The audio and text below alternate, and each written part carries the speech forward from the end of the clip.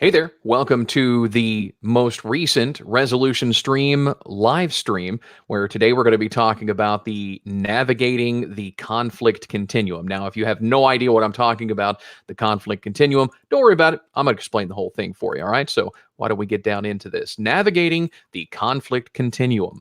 So as we take a closer look here, the conflict continuum, maybe wondering exactly what is the conflict continuum. Well, think about it kind of like this, okay? Conflict, this is how I like to describe it, is like an escalator.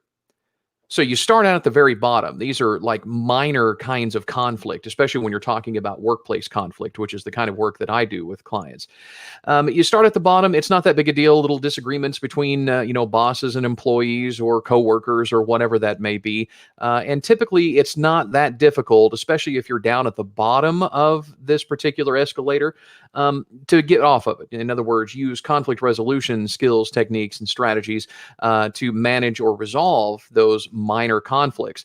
But the higher you get up the escalator, the more difficult it is for you to get back down. I mean, if you've ever been to a mall, you've ever been somewhere where there's an escalator, you get up there, and if you're down at the bottom, it's easy to turn around and get right back off again. Use those skills, right? But the higher you get, the more people you get behind you, which makes it more difficult for you to turn around and walk back down the escalator. Now, in the case of conflict, those people behind you are typically people pushing you to other levels of the conflict continuum. Now, this could be somebody from HR. This could be an attorney you have. This could be a boss that you have. But the higher you get up, the more people who are pushing you from behind or limiting your access to go back down is a problem in the conflict continuum. Now, up in this red section that I always have on this picture right here, that's the worst kind of conflict that most people think about when you first use the word conflict, which is war or violence, those types of things. So once you reach up there into that red blob, it's almost impossible for you to get back down again as that escalator continues to go up, the conflict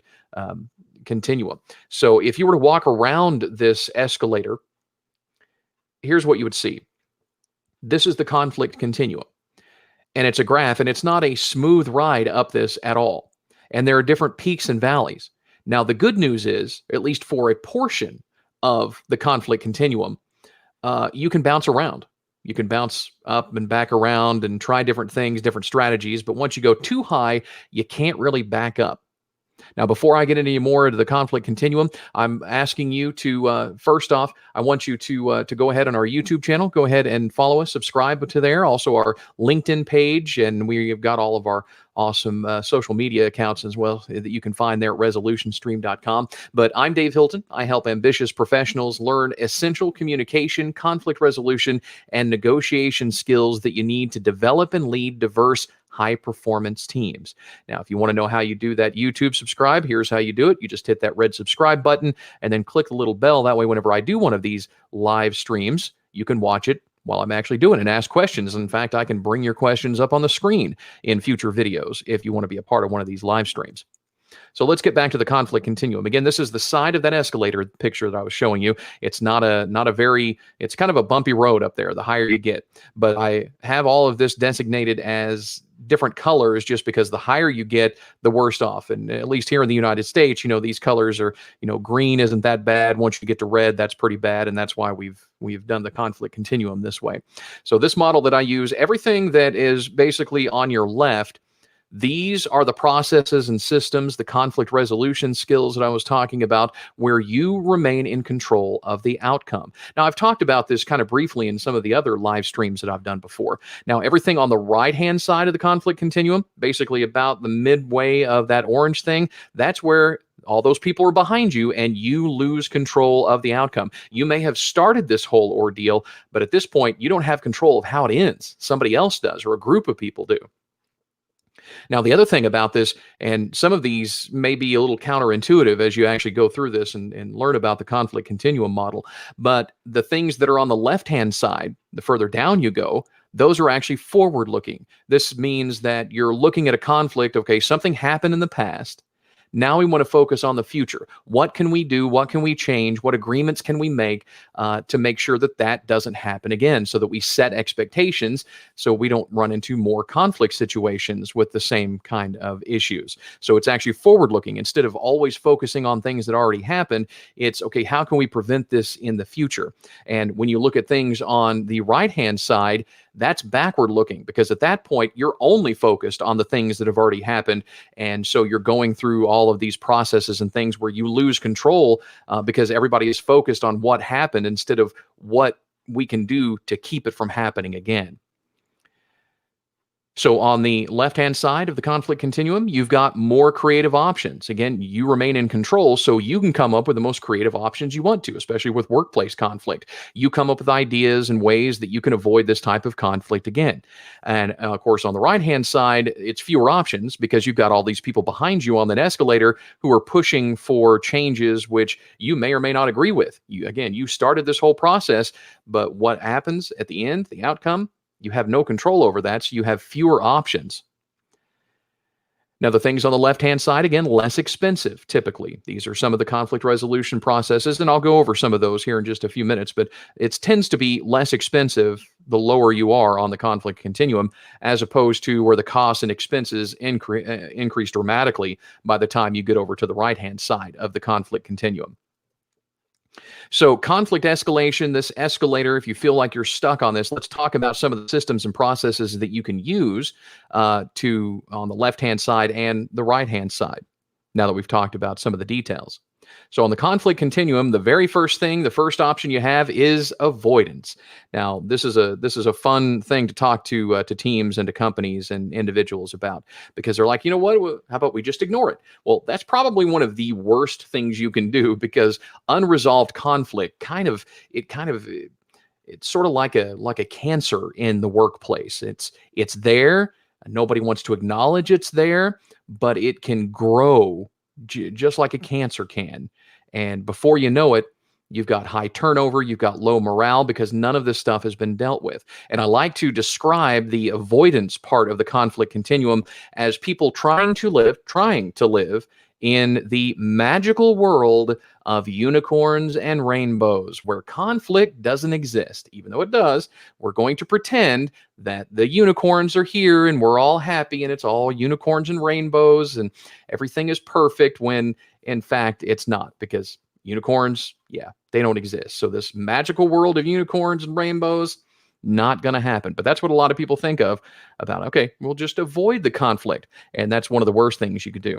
The next step on the conflict continuum is the facilitation. Now, facilitation, this can be done as a group. This can be done individually. Conflict coaching, some of the work that I do as a facilitator, I go in and I talk to individuals and work with individuals for specific conflict issues. I also work with teams to facilitate ideas, just sort of as a third party. I'm just a neutral there, just, asking questions, trying to understand, because, understanding isn't necessarily agreement. I think that's where a lot of people get stuck in the conflict is, well, I'm not going to understand. I don't want to understand what the other people think.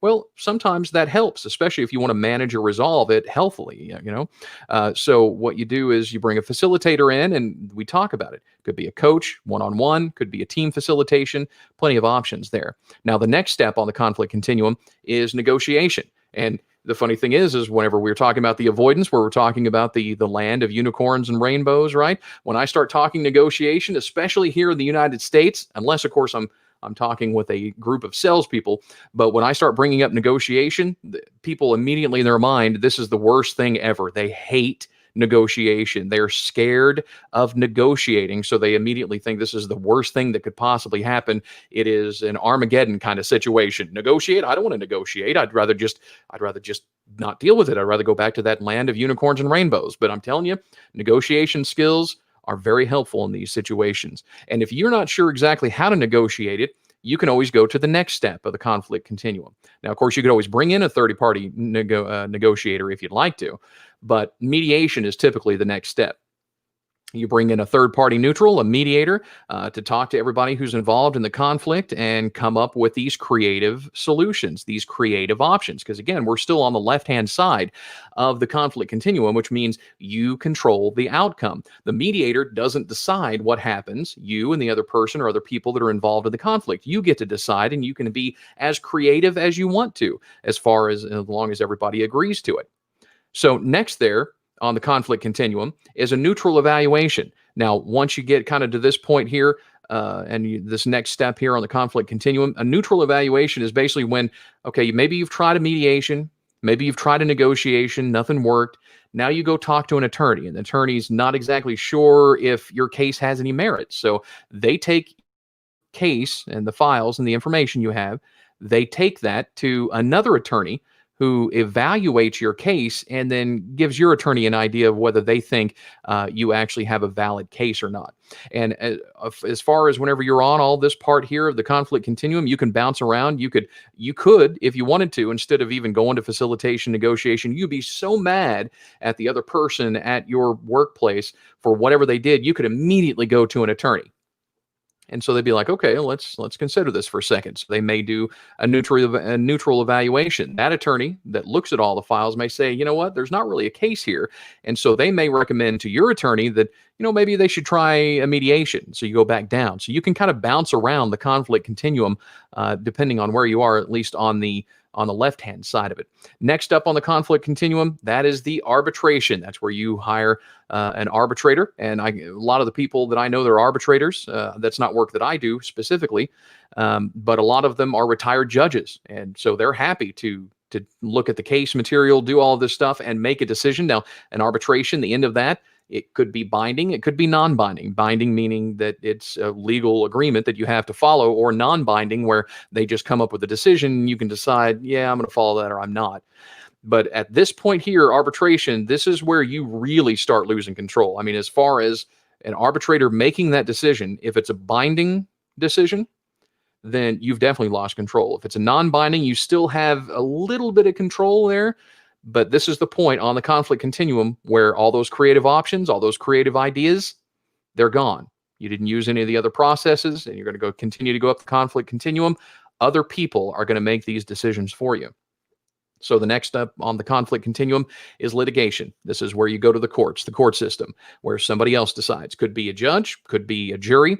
But at this point, you're presenting your case. Your attorney is presenting your case, and it could go your way or it could not. But you don't get any say in it because you've decided to let somebody else make the decision for you. So you may be very unhappy with the outcome, unlike all of the things on the left-hand side.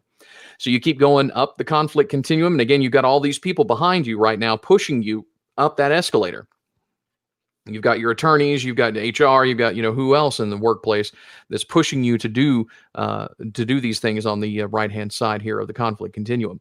Next up, legislation. Now, if litigation doesn't work, you may go, to your congressperson. You may go talk to them, maybe a law. You think that a law needs to be changed.